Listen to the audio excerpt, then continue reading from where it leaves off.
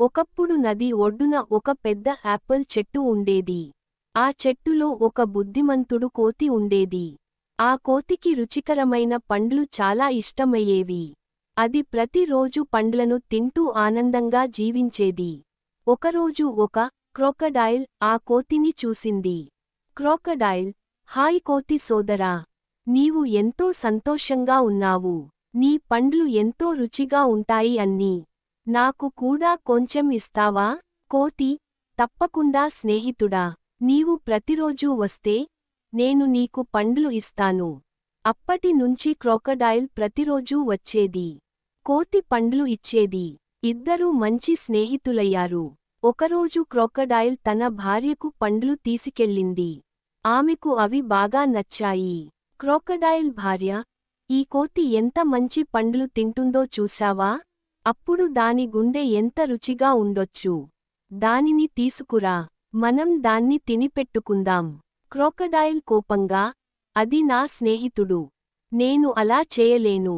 కాని భార్య ఒత్తిడి చేయడంతో క్రోకడైల్ పిలిచి కోతిని తన ఇంటికి పిలిచింది. తీవ్రమధ్యలో కోతికి అనుమానం వచ్చింది. కోతి, స్నేహితుడా, నీ భార్య నన్ను ఎందుకు చూడాలని కోరుకుంది?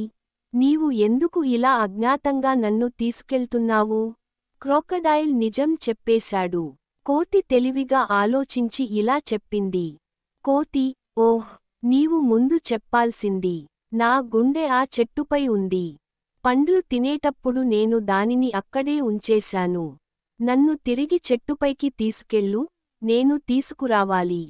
క్రోకడైల్ కోతిని తిరిగి తీసుకెళ్లాడు.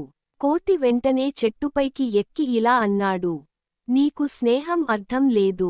నీవు నన్ను మోసం చేయాలనుకున్నావు. ఇకనుంచి నీకు నేను పండ్లు ఇవ్వను. మనం మిత్రులు కాదు. మెరిసే నక్షత్రం నేపథ్యము. బుద్ధిమంతులు ఏ పరిస్థితినైనా తెలివిగా ఎదుర్కొంటారు. నమ్మకాన్ని దగా చేయకూడదు. స్నేహం అనేది విశ్వాసంపై ఆధారపడి ఉంటుంది. ఇంకా ఇలాంటి కథలు కావాలంటే లైక్ అండ్ సబ్స్క్రైబ్ చేయండి పిల్లలు.